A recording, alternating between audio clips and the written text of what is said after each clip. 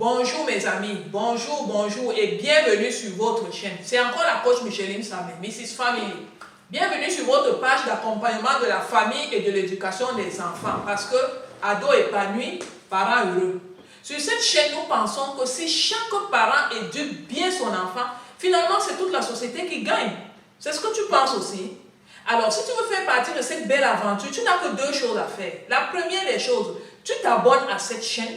Ça te permet de recevoir gratuitement beaucoup de conseils pour t'accompagner dans l'éducation de tes enfants. Deuxième des choses que tu vas faire, c'est cliquer sur la cloche. Afin, tu es en train d'activer les notifications. Ça va permettre que tu sois informé en temps réel de la sortie d'une nouvelle vidéo qui, tout concourt au même but, t'accompagner dans une bonne éducation de tes enfants. Aujourd'hui, nous allons parler d'un sujet qui, peut-être si tu as de grands enfants, va te parler. Moi, c'est un sujet qui me parle particulièrement parce que j'ai de grands enfants. Tu as déjà entendu cette phrase? Le travail éloigne de nous trois grands mots. La nuit, le vice et le besoin. Voilà. Nous allons parler aujourd'hui de travail. Tu sais, dans le monde aujourd'hui, il y a 152 millions d'enfants qui travaillent. Et parmi lesquels 73 millions sont des enfants africains. Et là-dedans, il y a le travail légal et le travail illégal. Maintenant, toi, comment tu vas accompagner ton enfant à entrer dans le monde du travail? Comment trouver l'équilibre dans tout ça? Si ce sujet t'intéresse, ne bouge pas s'il te plaît.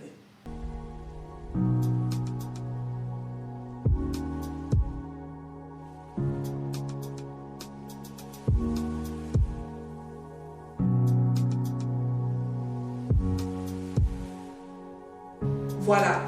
Tu sais, moi j'ai travaillé, je suis restée dans le monde professionnel pendant plus de 20 ans. Et je sais par expérience que les jeunes qui entrent dans le monde du travail idéalisent un peu ce qui les attend. Ils sont un peu comme un jeune qui va en vacances. Il y a une préparation que manifestement ils n'ont pas parce que c'est moi qui les reçois dans le monde professionnel. Et généralement, il y a une préparation qu'ils n'ont pas.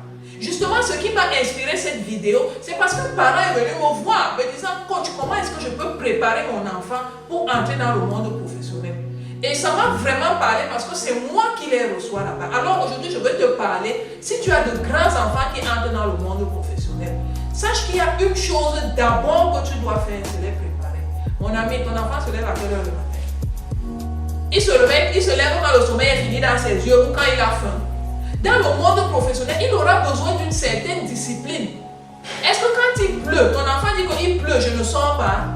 Dans le monde professionnel, il aura à sortir qu'il pleuve ou qu'il vente. Donc tu dois apprendre à ton enfant à avoir déjà une certaine discipline avant d'entrer dans le monde du travail. Deuxième chose, est-ce qu'il connaît gérer les relations humaines? Là où il va travailler, il ne sera pas seul.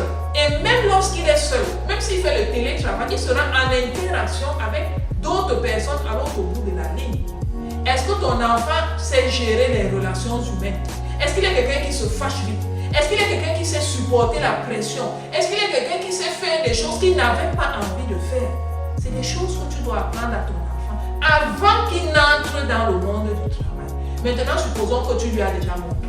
Il sait déjà ça. Le moment d'aller au travail est arrivé. Qu'est-ce qu'il doit savoir?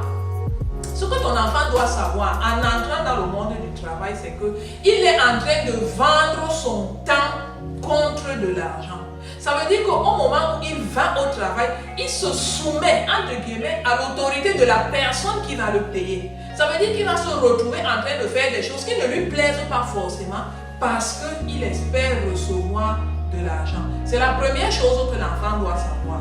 Deuxième chose que l'enfant doit savoir, c'est qu'il doit toujours voir son travail comme un moment de formation. C'est très important pour les jeunes travailleurs.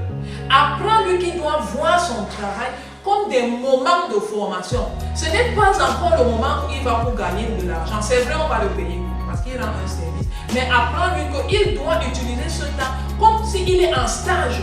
Il doit avoir de nouvelles habiletés parce que, attends, je ne sais pas si toi tu as l'intention que ton enfant travaille toute sa vie pour quelqu'un. Sinon, un jour, il faudra qu'il travaille pour lui-même. Et à ce moment, les compétences qu'il aura eues dans le monde du travail, il va l'utiliser maintenant pour gagner sa vie par lui-même. Donc, il considère son travail comme un moment de stage.